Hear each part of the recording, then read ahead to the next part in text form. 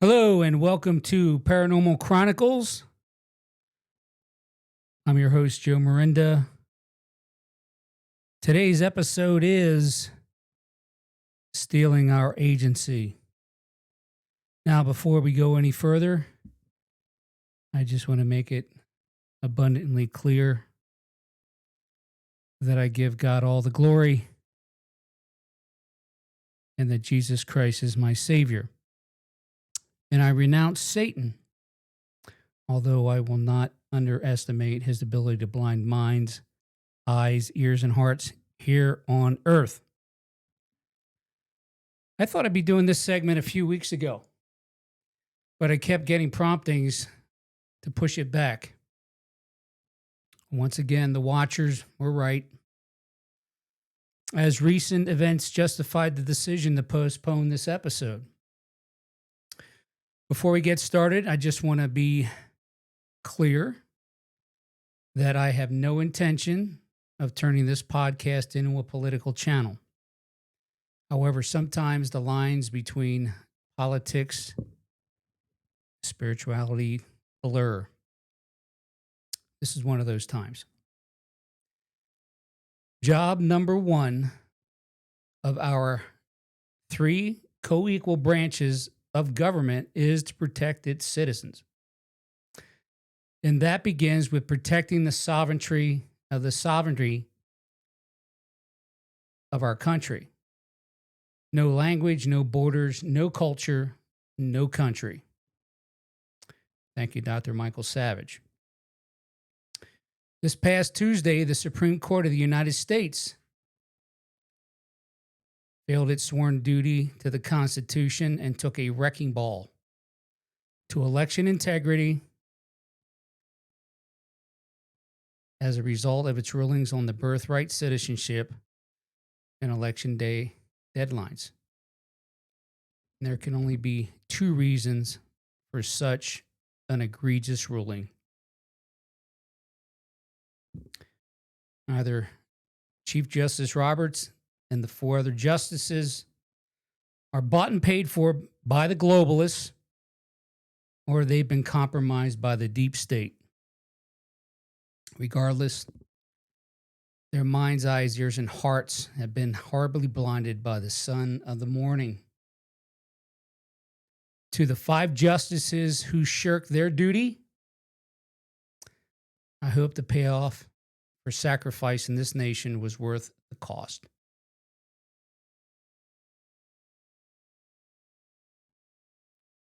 Today, we're going to delve into the history and evolution of how we got here and how five unelected, black-robed, tyrannical judges were able to trash two of our country's most sacred institutions. The inspiration for this episode stems from a real-life incident from a few weeks ago, when I went to my local convenience store to purchase a six-pack of beer. When I walked up to the register to pay the cashier, as expected, he asked me for my ID. So I opened up my wallet and showed it to him. He asked me to take the ID out so he could scan it. I was confused at first, and I asked him why he needed to scan my ID. I even joked about it and told him I haven't looked under 21 for a while now. He didn't think it was funny, but anyway, he told me it was the company's policy now to scan all IDs for alcohol and tobacco sales. I put my wallet away, canceled the purchase, and told the cashier, yeah, and it's my policy to not let random people just scan my ID. Now, an interaction like that may seem innocent enough, but it's part of a much bigger and darker problem that we have in this country now. And for anyone who wants to see the truth through the corporate BS, it's obvious that our government is now strong-arming private companies into collecting data on us. And that, of course, begs a number of questions. Where does all that data go? Who's viewing it? What's it being used for? And how long is it being stored? I have another question. Just when in the hell did buying a beer mean that I automatically forfeit my rights to privacy? Because I don't ever remember voting for that.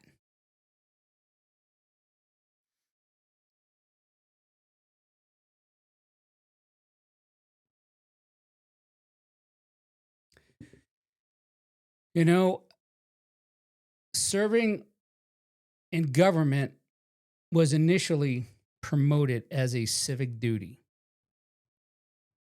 Now it's turned into a lifetime appointment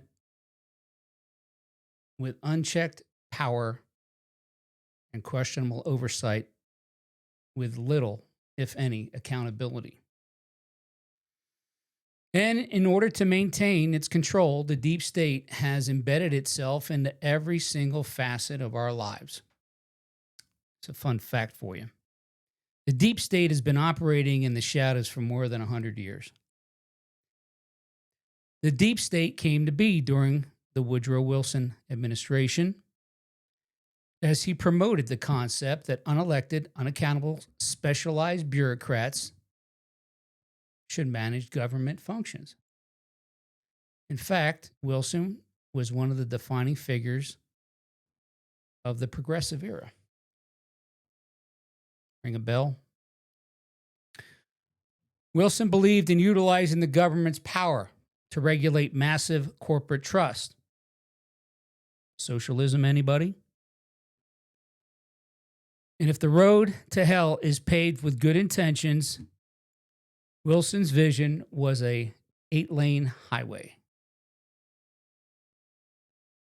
For example, the income tax was only supposed to be levied against rich Americans. How's that worked out for us? It was also President Wilson who officially enacted the federal income tax by signing the Revenue Act of 1913, shortly after he took office. 2 months later, Wilson also signed the Federal Reserve Act, the biggest ripoff in American taxpayer history. Because, folks, inflation is a hidden tax on all of us. Of course, the supporters of the Fed claimed it was enacted to prevent runs on bank funds. But it was just another example of creeping incrementalism on the part of government. For as long as there have been civilizations and countries, there has always been men and women who have sought to impose their resolve, power, and will over the people they govern. If you pay close attention and just follow the money, you'll find that the deep state is run through a plethora of innocuous sounding organizations. In fact, before this country even gained our independence from England, the Freemasons formed in 1717 over in London. By 1733, the Freemasons had taken root in the American colonies. In fact, some of our founding fathers were Freemasons. From there, you have the Illuminati in 1776, the Skull and Crossbones Secret Society in 1832. No, it doesn't sound innocuous much at all, actually. Bohemian Grove in 1872, the Bilderberg Group in 1954, and the G20 in 1999, just to name a few. Post-World War II era in America gave rise to widespread wealth that benefited everyday Americans. The middle class hit its socioeconomic peak in the early 70s. The newfound wealth of the middle class changed the way they viewed the middle, or the way that government governed us. But as soon as there were demands for a smaller, more working class friendly government, it became priority one of the ruling caste and the globalists to destroy the middle class. And they've been trying to do it ever since. Biggest problem the globalists have until recently is finding a way to continue growing their massive fortunes without having to share the wealth with us, the middle class. Their solution: institutional welfare. And it's been happening right under our noses since the mid-60s.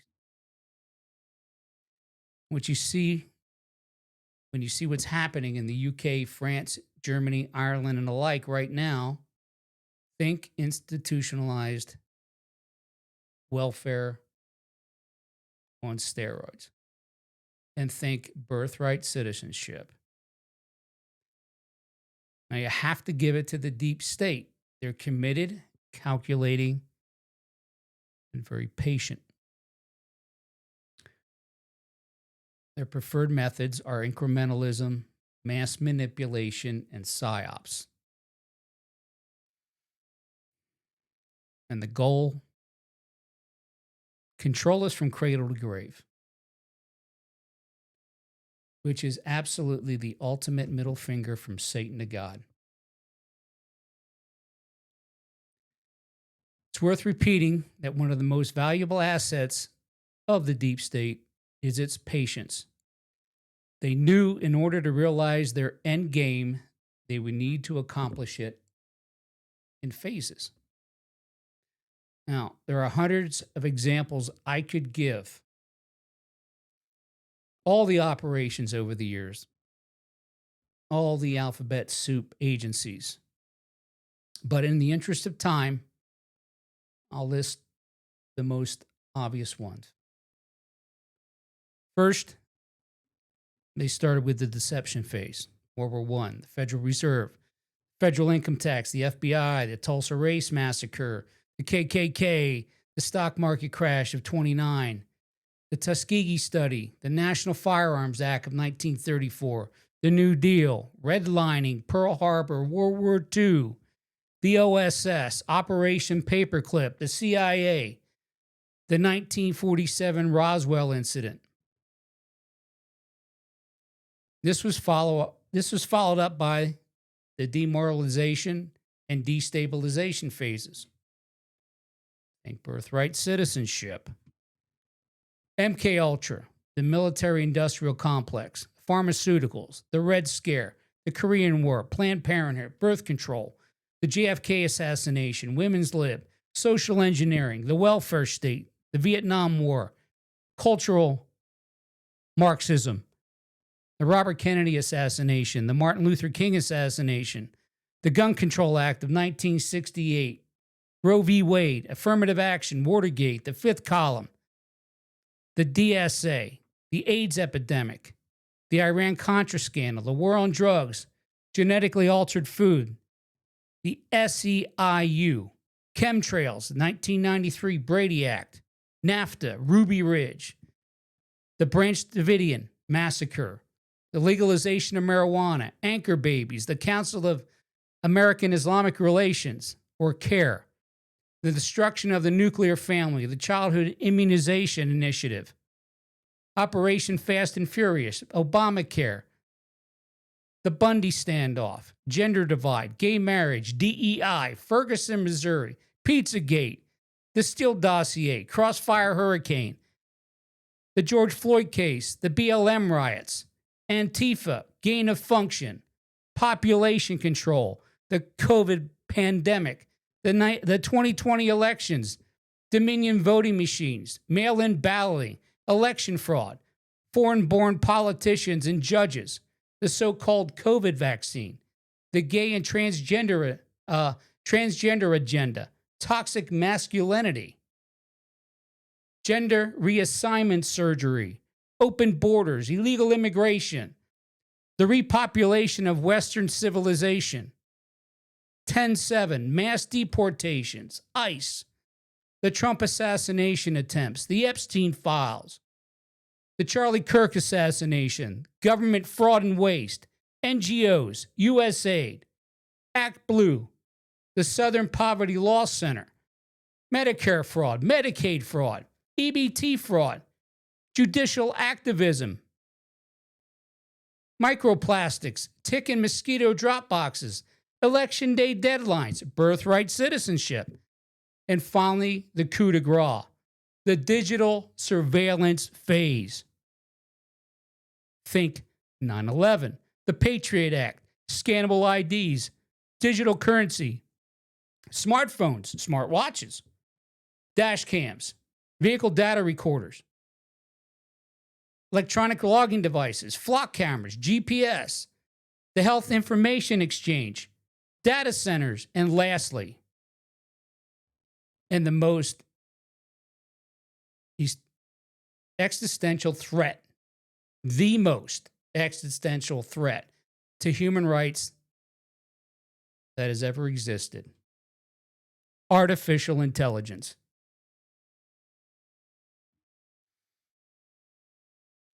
AI is being fine-tuned into an echo chamber for progressive ideology, steering the culture narrative further and further to the left each and every day with everything they do. The Watchers warn that if we don't change course, God's truth, the truth that shapes our social and moral values, will be gone forever and replaced with the hellish beliefs and social constructs of the deep state and the elitists who know better than us about everything in their mind. As I stated earlier, I had intended on doing this episode weeks ago. Now I understand the reason for the delay. On 6/26, June 26th of this year at 11:40 a.m., I received a revelation from the Watchers that the end game of the deep state and the elitist, and listen carefully, is to purge all traces of God and the Bible from existence within the next 100 years. And with the help of AI, it won't be hard at all. There's a lot of things I can't find any longer because it kicks something I'm asking right over to AI. Now, even more disturbing, in that impression that I got from the Watchers, in order to help accelerate their timeline, these psychopaths plan to use gene therapy to lower our life expectancy.